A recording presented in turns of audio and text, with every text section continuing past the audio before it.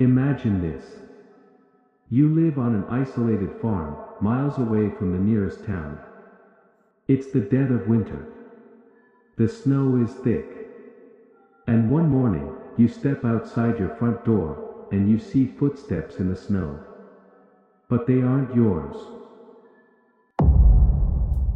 They lead straight out of the dark tree line, right up to your home. But the most terrifying part? There are no footsteps leading back out. Whoever made them, is still inside with you. This isn't a campfire story. This is one of the most baffling, terrifying, and completely unsolved mysteries of the last century. Over 100 years have passed, and we still don't know who did it, or why.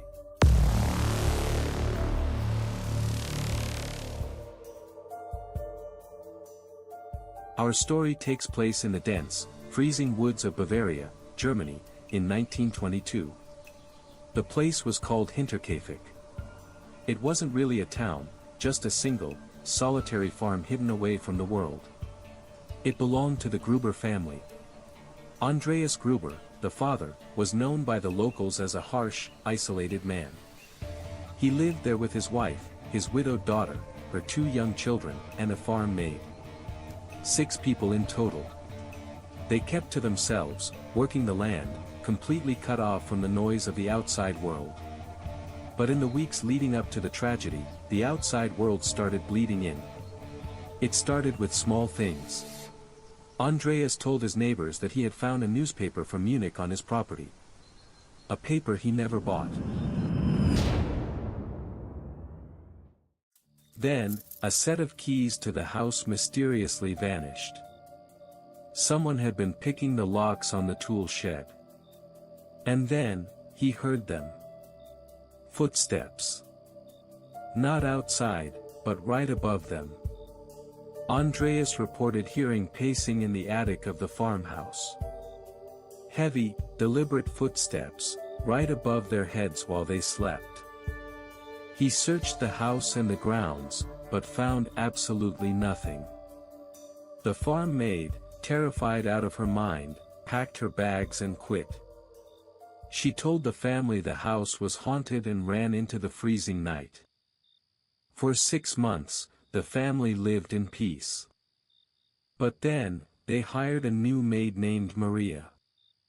She arrived on March 31st, 1922. It was her very first day on the job. And it would also be her last. Days passed. April arrived, bringing a bitter chill to the Bavarian countryside. But down in the local village, people started to notice something was wrong. The Gruber family had simply vanished. Young Kazilia hadn't shown up for school, and untouched mail was piling up at the edge of their property. By April 4th, a neighbor named Lorenz Schlittenbauer gathered a search party of 3 men. They marched up the snowy path toward the farm. The farm was dead silent. No dogs barking, no smoke from the chimney. The men walked around back and noticed the barn doors hanging wide open. Lorenz stepped inside the dim, dusty barn. And right there, hidden under a pile of hay and an old wooden door, he found them. 4 bodies, brutally struck down. Inside the house, they found the new maid and the youngest child. 6 people dead. But the police investigation revealed details far more terrifying. The killer didn't just murder the family and run away. They found fresh ashes in the fireplace. The cattle had been fed. The killer had lived in the house, eating their food and sleeping in their beds, for almost a whole week after the murders. When the police finally got there, the crime scene was already ruined. The neighbors had walked all over the snow, destroying any footprints the killer left. But what the police found inside the barn was super creepy. The killer had placed the 4 bodies on top of each other and covered them with hay and an old door. Because the farm was so far away from town, the doctors had to look at the bodies right there in the barn. They found out the killer used a heavy farm tool, like a pickaxe. But here is the craziest part. The police had no clues. So, they actually cut off the heads of the 6 victims and sent the skulls to psychics in the city to get answers. The police never got the skulls back. They were lost forever during World War II. The family was buried without their heads. Since they had no clues, the police started looking at the neighbor, Lorenz. He was the man who found the bodies. Right from the start, he acted very weird. When the men went into the barn, the farm's guard dog was barking like crazy at them. But it didn't bark at Lorenz. He walked right past the angry dog, and it didn't care. Also, Lorenz moved the bodies around before the police even got there. He said he was looking for his own son. Why? Because Lorenz used to date the widowed daughter, Victoria.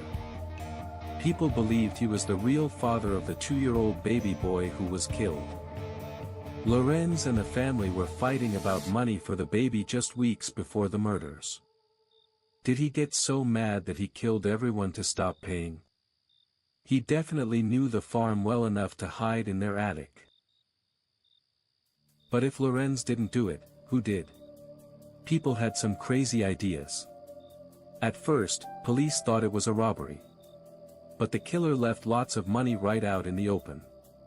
A robber would have taken the cash. Then, a much scarier theory came up. What if it was Victoria's dead husband? His name was Karl, and he supposedly died in World War I a few years earlier. But his body was never actually found. Some people believe Karl never died. They think he came back to the farm, saw his wife had a new baby with the neighbor Lorenz, and went completely crazy.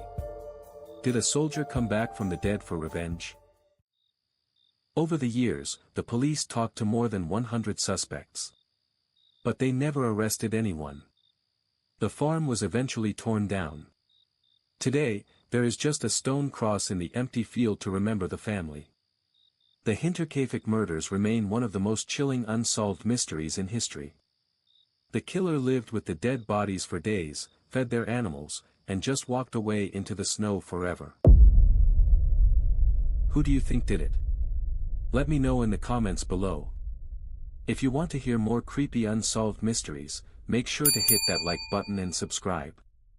See you in the next video.